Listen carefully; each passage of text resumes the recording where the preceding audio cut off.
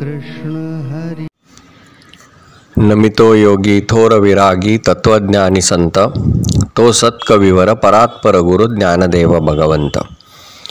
श्री ज्ञानेश्वर महाराज आणि श्री स्वामी स्वरूपानंदांच्या श्रीचरणी दंडवत करून, श्री सद्गुरूंच्या श्रीचरणी दंडवत करून अभंग ज्ञानेश्वरीच्या 10व्या अध्यायाचं चिंतन आपण सुरू करूया।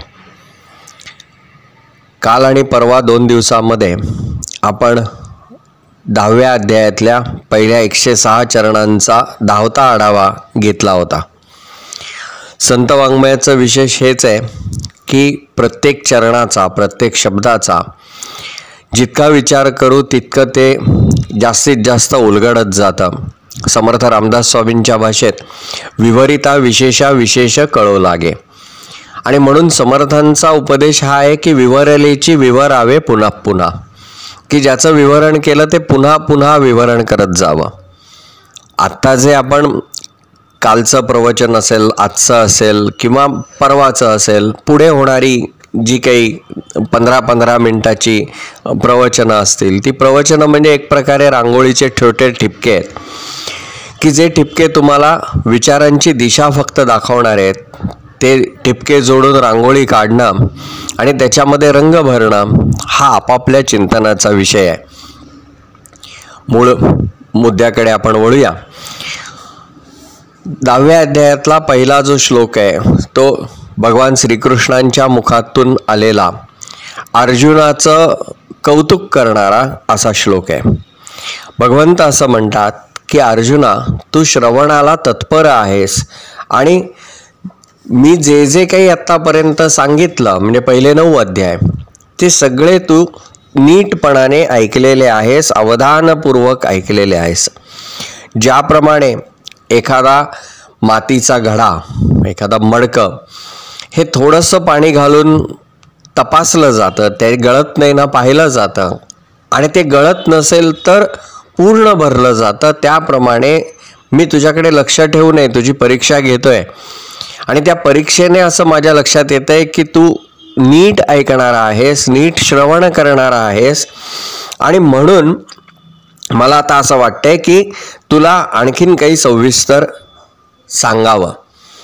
ज्याप्रमाणे एखाद्या नोकरी मागायला आलेल्या माणसाची मालक प्रथम परीक्षा घेतो, परीक्षा घेतल्यानंतर जर त्याला असं वाटलं की हा नोकर चांगला आहे तरच तो त्याच्यावरती महत्त्वाच्या जबाबदाऱ्या सोपवतो। त्याप्रमाणे अर्जुनाची योग्यता पाहून अतिशय प्रेमभराने नारायण अर्थात भगवान श्रीकृष्ण हे आता बोलते झालेत।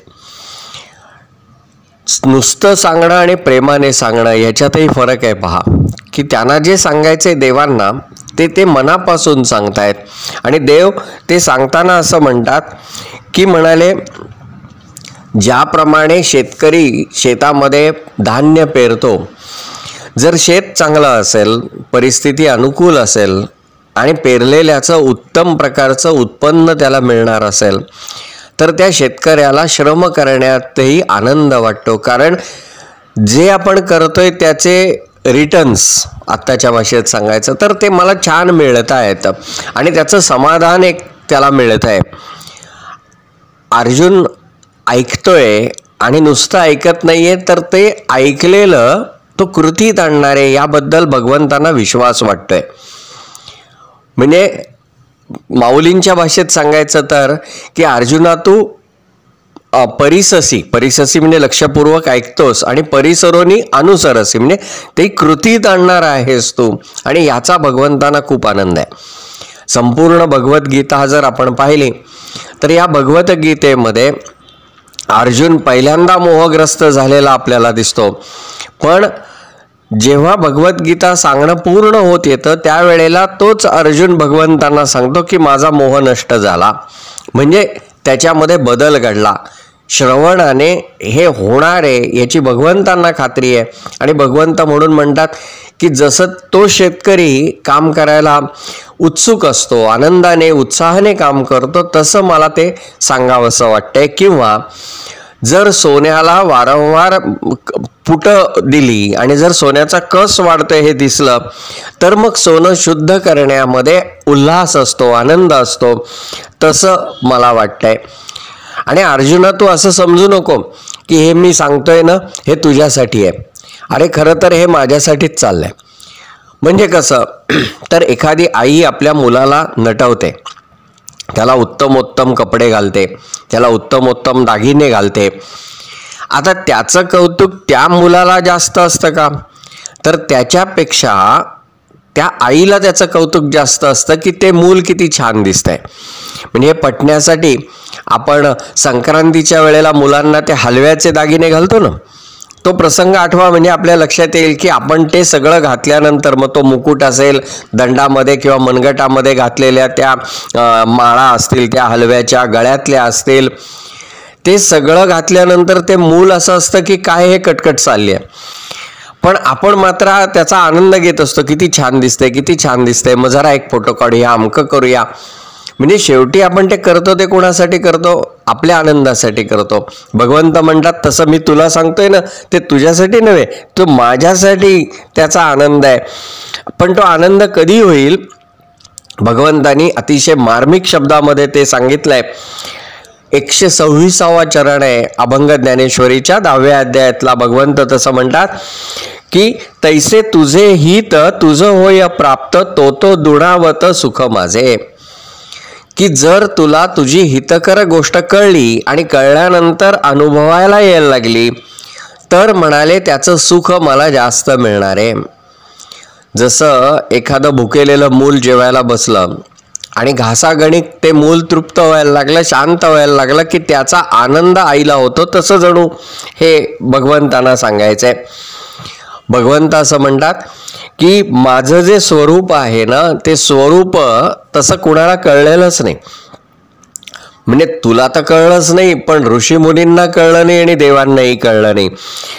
परी यथार्थत्वे नेणसी तू माते, उभा मी जो येथे विश्वचिते. की मला तू यथार्थपणाने जाणू शकलं नाहीस. तूच का? तर जे जाणण्याविषयी सक्षम आहेत की ज्याच्यामध्ये सर्व ज्ञान परिपूर्ण भरलेलं आहे असं आपण म्हणतो, ते वेद सुद्धा माझं वर्णन करताना, माझं स्वरूप सांगताना मौनावलेत. म्हणजे त्यांना बोलता येत नाहीये. एखादी गोष्ट शब्दामध्ये सांगता आली नाही की आपण गप्प होतो. म्हणजे गप्प होतो याचा अर्थच ते शब्दाच्या पलीकडचं आहे. ज्याप्रमाणे आपण त्रिगुणात्मक त्रयमूर्ती आरतीमध्ये सुद्धा नेती नेती शब्द न ये अनुमाना म्हणतो, ज्याप्रमाणे आपण दुर्गे दुर्गटभारी आरतीमध्ये सुद्धा चारी श्रमले परंतु न बोलवे काही, साही विवाद करिता पडिले प्रवाही. पडिलो नाही, पडिले प्रवाही. ती 6 शास्त्र 4 वेद यांच्या मर्यादा, त्या जगदंबेचं रूप सांगण्यामागच्या ह्या रचनाकार नरहर कवीने सांगितलेले आपल्याला दिसतात. त्याप्रमाणे नाथ महाराजांची त्रिगुणात्मक त्रय आरती, त्याच्यामधला नेती नेती हा नाथ महाराजांनी दत्तप्रभूंसाठी सांगितलेला भाग. अर्थ दोन्हीचा एकच की हे शब्दात सांगता येत नाही. समर्थ रामदास स्वामी दासबोधामध्ये हाच भाग सद्गुरूंच्या बाबतीत सांगतात की आता सद्गुरू वर्णवेना, की सद्गुरूंचं वर्णन करता येत नाही. हे सगळं वर्णनातीत शब्दातीत आहे आणि म्हणून ते वेद सुद्धा मौनावलेत, मन पवनही तिथे पांगुळले आहेत.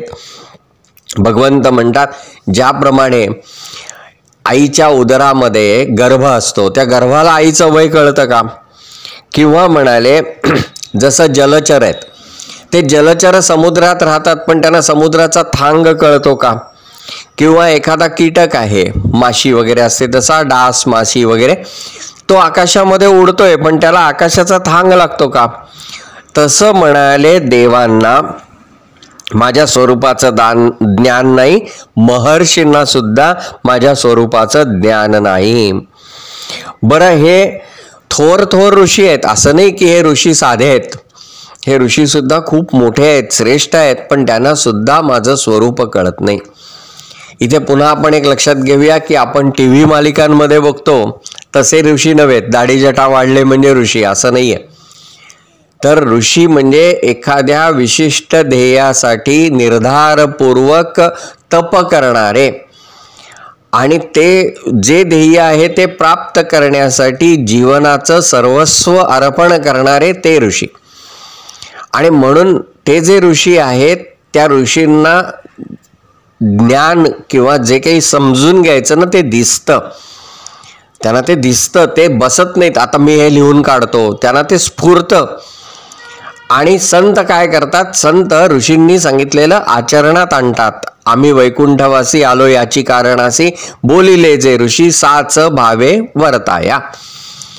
हे जे ऋषी आहेत हे ऋषी परमज्ञानी आहेत, पण त्यांना सुद्धा माझं स्वरूप अर्थात परब्रह्माचं स्वरूप हे यथार्थपणाने कळत नाही. मग हे कळणं किती अशक्य आहे.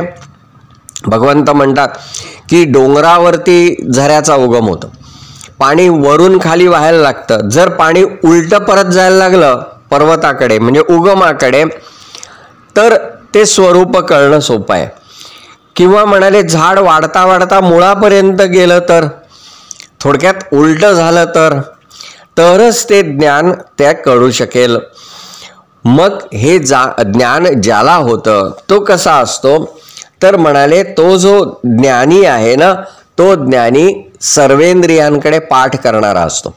सर्वेंद्रियांकडे पाठ करतो याचा अर्थ की तो इंद्रियांच्या मार्फत ते ज्ञान मिळवायचा प्रयत्न करत नाही, तो अंतर्मुख होतो आणि ते आतलं जे ज्ञान आहे, पाहे आपणासी आपण, हे जे ज्ञान आहे त्या ज्ञानाचा तो अनुभव घेतो.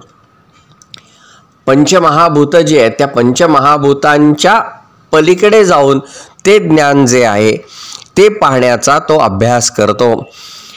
आणि असा तो श्रेष्ठ जीव किंवा असा तो श्रेष्ठ ज्ञानी हा कसा आहे याचंही चिंतन किंवा याचाही विचार भगवंत इथे आपल्या समोर ठेवतात.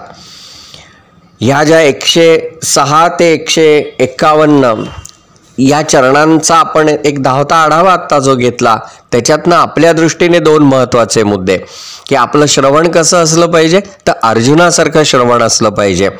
आपल्या श्रवणाने भगवंतांना आनंद झाला पाहिजे.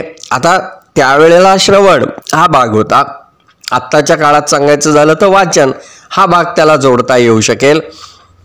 जे करू ते लक्षपूर्वक करणं हे तिथे अपेक्षित आहे.